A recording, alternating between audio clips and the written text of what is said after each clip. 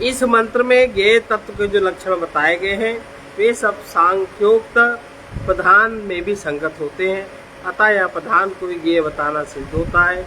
ऐसी बात यदि कोई कहे तो उसका यह कथन ठीक नहीं है, क्योंकि यहाँ परब्रह्म परमेश्वर के स्वरूप वर्णन का ही प्रकरण है।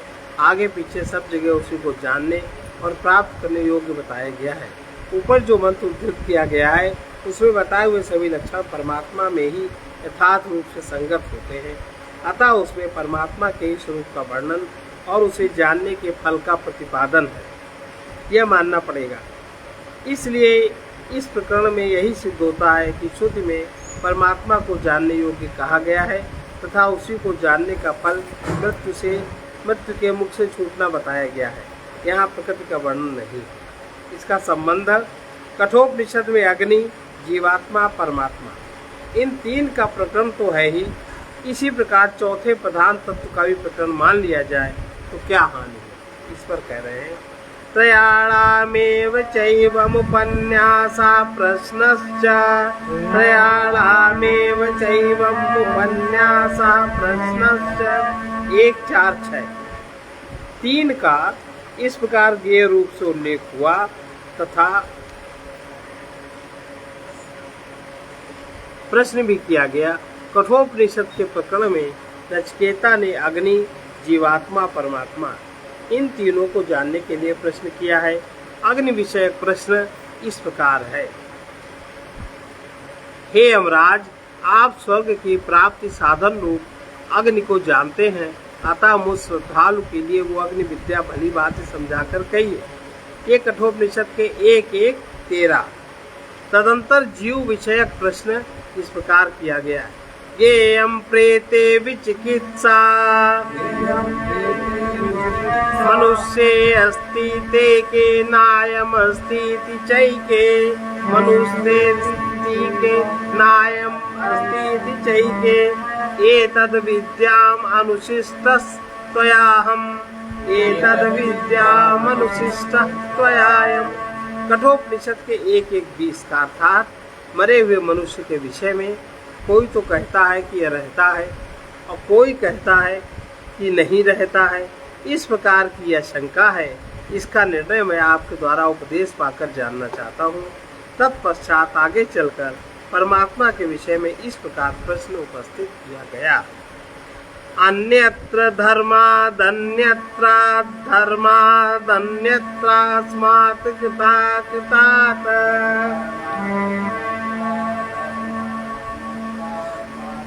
अन्यत्र भूताच भव्याच यत्तद् पश्यसि तद्वत्, अन्यत्र भूताच भव्याच यत्तद् पश्यसि तद्वत्। कठोपनिषद के 1:2-14। जो धर्म और अधर्म दोनों से, कार्य कारण समस्त जगत से एवं भूत, वर्तमान और भविष्य इन तीन भेदों वाले काल से तथा तत्व संबंधी समस्त पदार्थों से अलग है, ऐसे जिस तत्व को आप जानते हैं उसी का मुझे उपदेश कीजिए। इस प्रकार इन तीनों के विषय में नचिकेता का प्रश्न है और प्रश्न के अनुसार यमराज का क्रमशः उत्तर भी है। अग्नि विषयक प्रश्न का उत्तर क्रमशः 1:14 से 19 तक के मंत्रों में दिया गया है। जीव विषयक प्रश्न का उत्तर पहले तो 1:2-18-19 में, फिर 2:2-7 में दिया गया है। परमात्मा विषयक प्रश्न का उत्तर 1:2-20 से लेकर ग्रंथ की समाप्ति तक दिया। बीच बीच में कहीं जीव के स्वरूप का वर्णन हुआ है, परंतु प्रधान के विषय में न तो कोई प्रश्न है न उत्तर ही है। इससे यह निश्चित होता है कि उक्त तीनों के सिवा चौथे का प्रसंग है ही नहीं। जब प्रधान का वाचक अव्यक्त शब्द प्रकरण में पड़ा है तो उसे दूसरे अर्थ में कैसे लगाया जा सकता है, इस पर बता। महदश्च महद्वच्च 1:4-7। महत् शब्द की भांति इसको भी दूसरे अर्थ में लेना युक्त नहीं है। जिस प्रकार महाशब्द सांख्य शास्त्र में महत् तत्व के लिए प्रयुक्त हुआ, किंतु कठोपनिषद में वही शब्द आत्मा के अर्थ में प्रयुक्त है, उसी प्रकार अव्यक्त शब्द भी दूसरे अर्थ में माना जाए तो कोई विरोध नहीं। महाशब्द का प्रयोग जीवात्मा के अर्थ में इस प्रकार है। बुद्धेरात्मा महान परः, कठोपनिषद के 1:3-10 बुद्धि से महान आत्मा पर है। यहाँ इसको बुद्धि से परे बताया गया है, किंतु सांख्य मत में बुद्धि का ही नाम महत्व है, इसलिए यहाँ महाशब्द जीवात्मा का वाचक है। इस प्रकार वेदों में जगह जगह महाशब्द का प्रयोग सांख्य मत के विपरीत देखा जाता है। उसी प्रकार अव्यक्त शब्द का अर्थ भी सांख्य मत से भिन्न मानना अनुचित नहीं है। इस प्रकरण में आया हुआ अव्यक्त शब्द यदि दूसरे अर्थ में मान लिया जाए तो भी श्वेताश्वतर उपनिषद में अजा शब्द से अनादि प्रकृति का वर्णन उपलब्ध होता है। वहाँ उसे श्वेत, लाल और काला इन 3 वर्णों वाली कहा गया है। इससे यह बात सिद्ध हो जाती है कि सांख्य शास्त्रोक्त त्रिगुणात्मिका प्रकृति को ही वेद में जगत का कारण माना जाता है। ऐसा संदेह उपस्थित होने पर चमसवद विशेषात 1:4-8 अजा शब्द वहाँ सांख्य शास्त्रोक्त प्रकृति का ही वाचक है। यह सिद्ध नहीं होता, क्योंकि अविशेषात किसी प्रकार की विशेषता का उल्लेख न होने से चमसवद चमस की भांति अर्थात दूसरे अर्थ में लिया जा सकता है। श्वेताश्वतर उपनिषद 1:9 तथा 4:5 में जिस अजा का वर्णन है उसका नाम चाहे जो रख लिया जाए, परंतु वास्तव में वो परब्रह्म की शक्ति है और उस ब्रह्म से भिन्न है। उक्त उपनिषद में यह स्पष्ट किया गया है। ते ध्यान योगानुगता अपश्यन देवात्मशक्तिम् स्वगुणैर्निगूढाम् या कारणानि निखिलानि तानि कालात्मयुक्तान्यधिष्ठिते कः जगत का कारण कौन है, इस पर विचार करने वाले उन महर्षियों ने ध्यान योग में स्थित होकर उस परम देव परमेश्वर की स्वरूप भूता अपने गुणों से छिपी हुई अचिंत्य शक्ति को ही कारण रूप में देखा और निश्चय किया कि जो परम देव अकेला ही काल, स्वभाव आदि से लेकर आत्मा तक समस्त तत्वों का अधिष्ठान है, जिसके आश्रय से ही वे सब अपने अपने स्थान में कारण बनते हैं, वही परमात्मा इस जगत का कारण है। पहले का तीसरा अतः यह सिद्ध होता है वेद में अजा नाम से जिस प्रकृति का वर्णन हुआ है वो भगवान के अधीन रहने वाली उन्हीं के अभिन्न स्वरूपा अचिंत्य शक्ति है। सांख्य कथित स्वतंत्र तत्व रूप प्रधान या प्रकृति नहीं है। इसी बात को स्पष्ट करने के लिए सूत्र में कहा गया कि जिस प्रकार चमस शब्द रूढ़ से सोमपान के लिए निर्मित पात्र विशेष का वाचक होने पर भी बृहदारण्यकोपनिषद के 2:2-3 में आए हुए अर्वागिबल चमस ऊर्ध्व बुधा इत्यादि मंत्र में वो शिर के अर्थ में प्रयुक्त हुआ है, उसी प्रकार यहाँ अजा शब्द भगवान की स्वरूप भूता अनादि अचिंत्य शक्ति के अर्थ में है। ऐसा मानने में कोई बाधा नहीं है, क्योंकि यहाँ ऐसा कोई विशेष कारण नहीं दिखता जिससे अजा शब्द के द्वारा सांख्य कथित स्वतंत्र प्रकृति को ग्रहण किया जाए। अजा शब्द जिस अर्थ में रूढ़ है उसको न लेकर यहाँ दूसरा कौन सा अर्थ लिया जाए, इस जिज्ञासा पर दूसरा सूत्र कहते हैं। ज्योतिरुपक्रमातु तथा यदीयत एके ज्योतिरुपक्रमातु तथा यदीयत एके निश्चय यहाँ अजा शब्द तेज आदि त्रिविध तत्वों की कारण भूता परमेश्वर की शक्ति का वाचक है, क्योंकि एक शाखा वाले ऐसा ही अध्ययन करते हैं। छांदोग्य उपनिषद के 6:2-3-4 में परमेश्वर से उत्पन्न तेज आदि तत्वों से जगत के विस्तार का वर्णन है। अतः यहाँ यही मानना ठीक है कि उनकी कारण भूता परमेश्वर शक्ति को ही अजा कहा गया है। छांदोग्य में बताया गया है उस परमेश्वर ने विचार किया मैं बहुत हो जाऊं, फिर उसने तेज को रचा, तत्पश्चात तेज से जल, जल से अन्न की उत्पत्ति कही गई है। इसके बाद इसके 3 रूपों का वर्णन है। अग्नि में जो लाल रंग है वो तेज का है, जो सफेद रंग है वो जल का है, तथा जो काला रंग है वो अन्न माने पृथ्वी का। इस प्रकार प्रत्येक वस्तु में उक्त तेज आदि तीनों तत्वों की व्यापकता का वर्णन आया है। छांदोग्य उपनिषद के 6:4-1-7 तक इसी तरह श्वेताश्वतर उपनिषद में जो अजा के 3 रंग बताए गए हैं वे भी तेज आदि में उपलब्ध होते हैं। अतः निश्चित रूप से यह नहीं कहा जा सकता यहाँ अजा के नाम से प्रधान का ही वर्णन है। यदि प्रकृति या प्रधान का वर्णन मान लिया जाए तो भी यही मानना होगा कि वो उस पर ब्रह्म के अधीन रहने वाली उसी की अभिन्न शक्ति जो उस तेज आदि तीनों तत्वों का भी कारण है। सांख्य शास्त्रोक्त तो प्रधान का यहाँ वर्णन नहीं है, क्योंकि श्वेताश्वतर उपनिषद के 1:10 में जहाँ उसका प्रधान नाम से वर्णन हुआ है वहाँ उसको स्वतंत्र नहीं माना, अपितु क्षर प्रधान भगवान की शक्ति रूप परा प्रकृति अक्षर जीवात्मा भगवान की परा प्रकृति इन दोनों को शासन में रखने वाले उस परम पुरुष परमेश्वर को बताया गया है।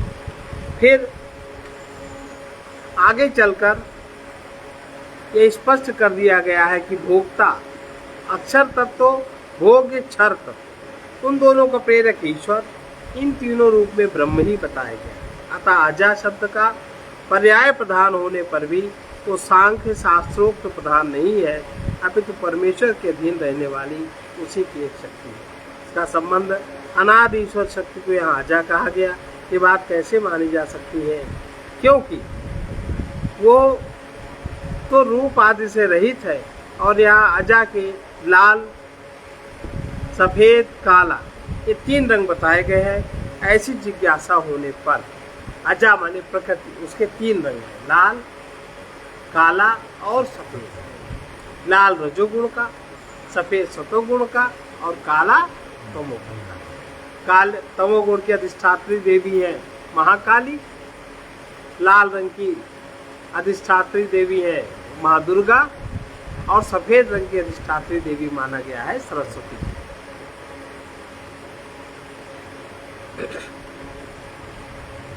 कल्पनोपदेशाच्च मध्वादिवद विरोधा 1:4-10 जहाँ अजा का रूपक मानकर उसके त्रिविध रूप की कल्पना पूर्वक उपदेश किया गया है, इसलिए भी मधु आदि की भांति कोई विरोध नहीं। जैसे छांदोग्य उपनिषद के 3:1 में रूपक की कल्पना करते हुए जो वास्तव में मधु नहीं है उस सूर्य को मधु कहा गया है। बृहदारण्यक में वाणी को धेनु न होने पर भी धेनु कहा गया है। बृहदारण्यक उपनिषद के 9:8-1 में तथा द्युलोक आदि को अग्नि बताया गया है। बृहदारण्यक उपनिषद 6:2-9 इसी प्रकार यहाँ भी रूपक की कल्पना में भगवान की शक्तिभूता प्रकृति को अजा नाम देकर उसके लाल सफेद काले 3 रंग बताए। इसमें कोई विरोध नहीं है। जिज्ञासु को समझाने के लिए रूपक की कल्पना करके वर्णन करना उचित है। पूर्व प्रकरण में यह बात सिद्ध की गई। श्रुति में आया हुआ अजा सांख्य शब्द सांख्योक्त गुणात्मिका प्रकृति का वाचक नहीं, पर ब्रह्म परमात्मा की स्वरूप भूता अनादि शक्ति का वाचक है। किंतु दूसरी श्रुति में पंच ये संख्यावाचक शब्द पाया जाता है। इससे यह धारणा होती है कि यहाँ सांख्योक्त 25 तत्वों का ही समर्थन किया है।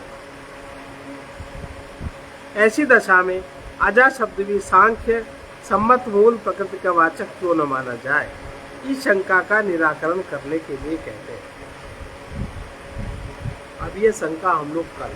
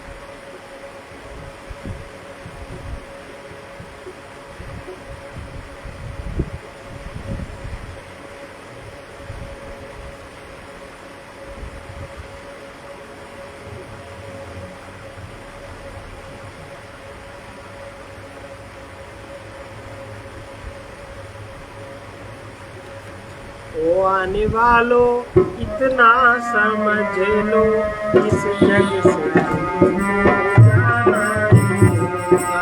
ओ आने वालों इतना समझ लो, इस जग से तुमको जाना ही होगा।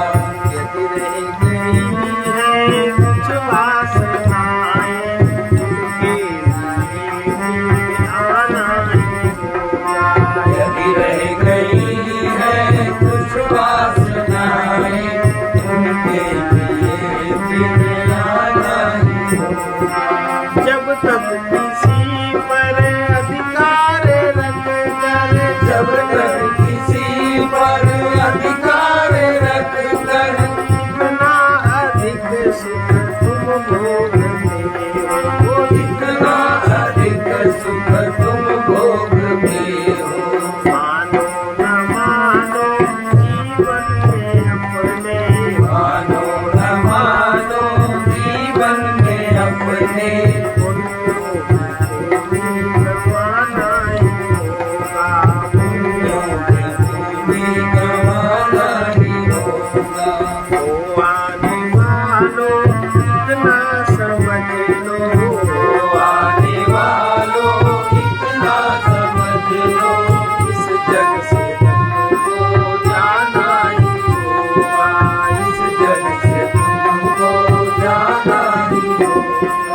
नानाधिकारी बनकर किसी से, दानाधिकारी बनकर किसी से, श्रद्धा के बाहर यदि धन लिया है, श्रद्धा के बाहर यदि धन लिया है, लेके देना भूलो भले ही, लेके देना भूलो भले ही, जो ऋण लिया वो चुकाना ही होगा।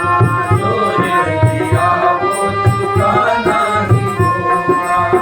ओ आने वालों इतना समझ लो, ओ आने वालों इतना समझ लो, इस जग से तुमको जाना ही होगा।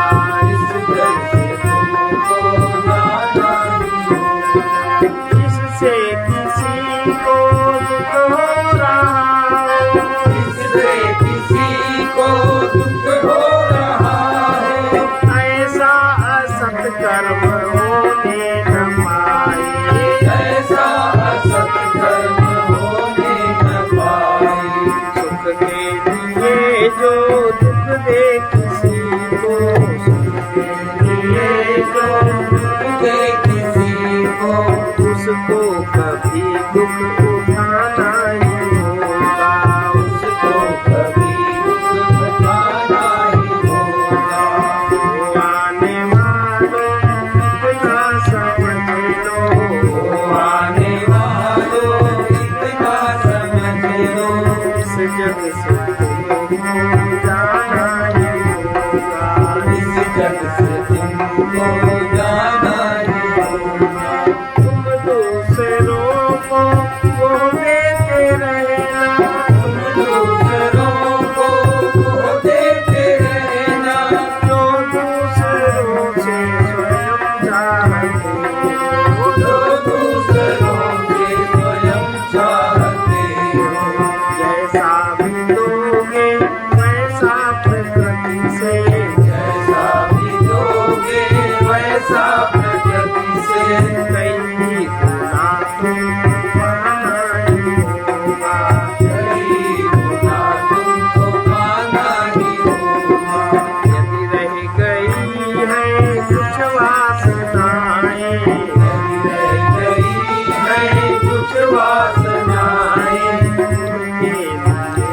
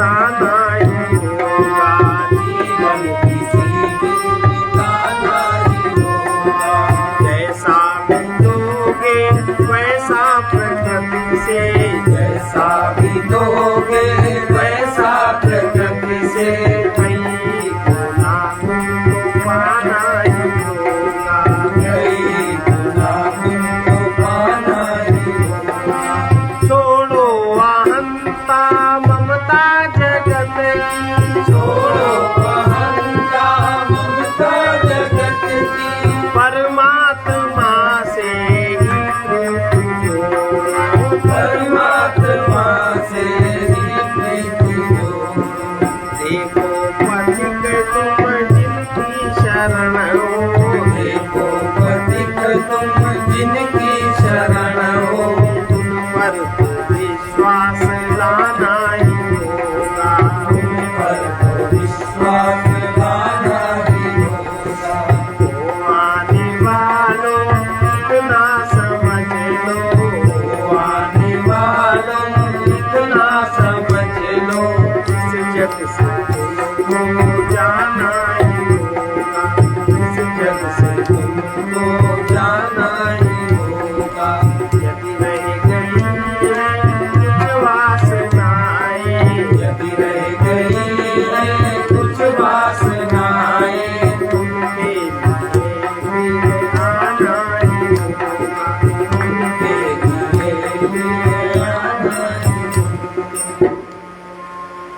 इस वाले गीत में जो ऋण शब्द है, पहले पहले किन्हीं किताबों में छपा था, जैसा भी दोगे नहीं, जो कुछ लिया है चुकाना ही होगा। और फिर किसी में महाराज जी ने बतलाया था, जो ऋण लिया है चुकाना ही होगा, तो वो छपने लगा। अब जो महाराज जी ने जो गाया कैसेट में, उसमें उन्होंने लिया है जो कुछ लिया है चुकाना ही होगा। तो इसलिए कोई कंफ्यूजन नहीं है, उन्होंने ही इसको ऋण भी कराया था, और जो कुछ भी लिया करीब करीब एक ही बात है, लेकिन थोड़ा सा भाव फर्क है। इसका संत वचन है, जो अपने को जान लेता है वो मुक्त होता है, जो अपने परमाशय प्रभु को अपना मान लेता है वो भक्त होता है, जो स्वार्थ छोड़कर सेवा करता है वो शांत और स्वस्थ होता है। दृश्य से दृष्टा की ओर चलो, जड़ता से उठकर नित्य चिदघन में आ जाओ। सत्य की विस्मृति में ही संसार का प्रभाव पड़ता है। अगर सत्य की स्मृति रहे तो संसार का प्रभाव। सर्वे भवन्तु सुखिनः, सर्वे भवन्तु सुखिनः, सर्वे सन्तु निरामयाः, सर्वे सन्तु निरामयाः, सर्वे भद्राणि पश्यन्तु, सर्वे भद्राणि पश्यन्तु, मा कश्चित् दुःखभाग् भवेत्। मा कश्चित् दुःखभाग् भवेत्। कृष्णाय वासुदेवाय, कृष्णाय वासुदेवाय, हरे परमात्मने, हरे परमात्मने, प्रणतक्लेशनाशाय, प्रणतक्लेशनाशाय, गोविन्दाय नमो नमः। गोविन्दाय नमो नमः। असतो मा सद्गमय, असतो मा सद्गमय, तमसो मा ज्योतिर्गमय, तमसो मा ज्योतिर्गमय, मृत्योर्मामृतं गमय। मृत्योर्मामृतं गमय।